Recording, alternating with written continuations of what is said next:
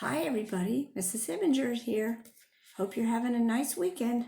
I'm actually getting ready to read the very last chapter of Monster Street. Chapter 25, A Perfect Costume. The next morning, Max awoke at the rooster's crow. He looked down at his hands and saw that they were no longer furry paws. He felt his teeth and was glad to discover that they were no longer fangs. After examining his normal self, he wondered if that night before had all been a dream. When Max arrived downstairs, no one was there. He stepped onto the front porch and saw Gramps at the edge of the pumpkin patch, digging a large hole with a shovel. Max ran over to him. "Your father has deserved a proper burial for some time. We never knew where his body was until you told us of your discovery last night. What do you say we get to it?" Max nodded reverently. It wasn't a dream after all, he thought, reaching into his pocket, filling the silver compass. The two of them walked together deep into the woods toward the shack.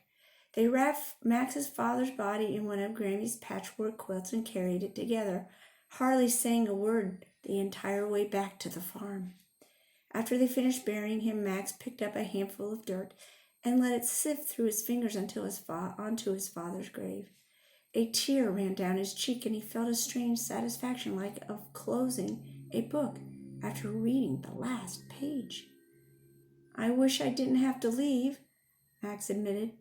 "Well, you can come back any time you want," Gramps assured him, patting Max's shoulder. "Think of this place as your home away from home." Max stared at the ground, deep in thought. "I'm kind of nervous about going back to school. How do I control my transformations?" Gramps chuckled slightly, as if he understood the question all too well.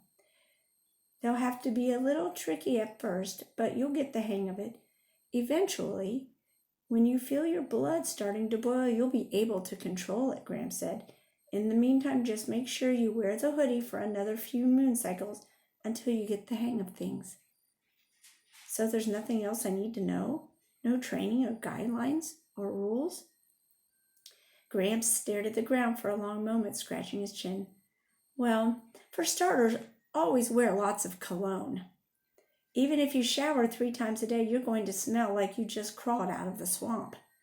And hide some mouthwash in your backpack during school. You don't want to have wolf breath when you're talking to a girl. Also, always keep a comb in your back pocket. Whenever you turn back into your human form after a transformation, your hair is going to be a mess. Floss every day, no exceptions. You only get one set of fangs. Most important, perhaps important of all, only talk about werewolf things to other werewolves. We haven't existed in secret for this long without extreme caution. And if certain people ever found out about us, it would be dangerous to our entire kind." "You mean there are other werewolves out there besides us?" But Gramps didn't answer. Max thought about this for a moment. He wished Gramps could always be there to teach him the things he needed to know. "Gramps, do you think maybe you and Grammy could get a cell phone? Just so I can call and talk to you sometimes? They have solar chargers now, so you still wouldn't have to get electricity." Gramps grimaced at the idea, but then he let out a sigh of surrender. "I think we might be able to make a small compromise for our grandson," he said, then tousled Max's hair. "Say, looks like you have a visitor." Gramps started toward the house, and Max turned to see Jade approaching. He wasn't sure what she thought of him now. "So you finally said you're a werewolf?" Max nodded, afraid of what she might say. "Pretty cool," she said. Max smiled. "Listen," Jade continued, "I wrote down my mailing address. You should write to me sometimes. I promise to write back." She handed him a folded piece of notebook paper. He glanced down at it and then put it in his pocket. "Thanks, Jade. I'm really glad that we met." "And I'm even more glad that you weren't eaten by one of us," he said. Hey, the full moon comes once a month, so there's still time, she teased. You'll be coming back, won't you? I hope so, said Max. I mean, you can count on it. He was glad to have a friend who knew his secret, someone he could trust and be himself around. It looks like your mom is here, Jade said, pointing to a blue minivan driving up the dirt road. A cloud of dust hovered in its wake. Max turned.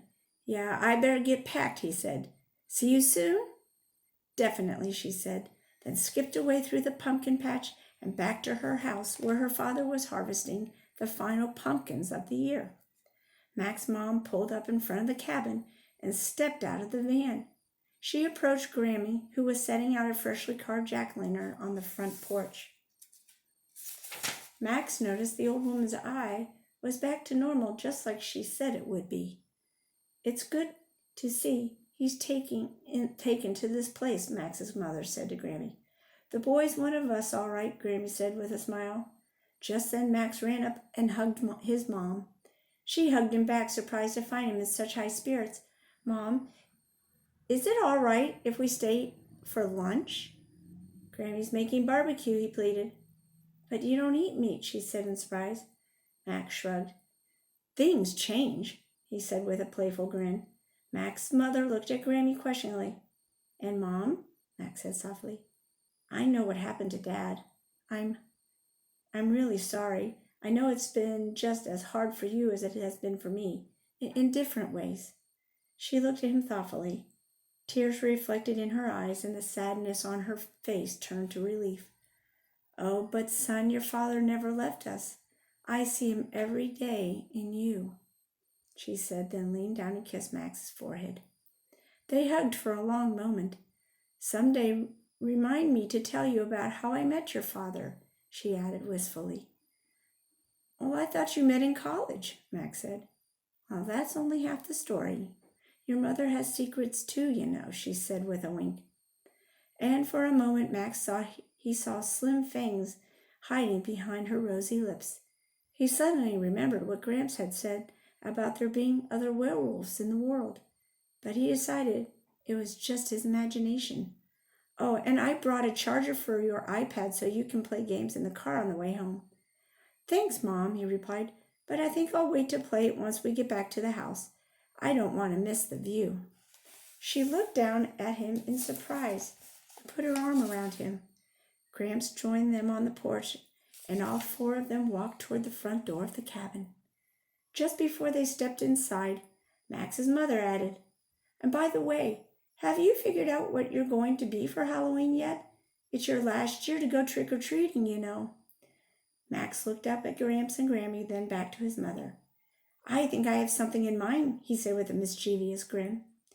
And for the rest of the morning and the entire drive home, he practiced turning his hands into paws, deciding that he would be able to go trick-or-treating every Halloween for the rest of his life.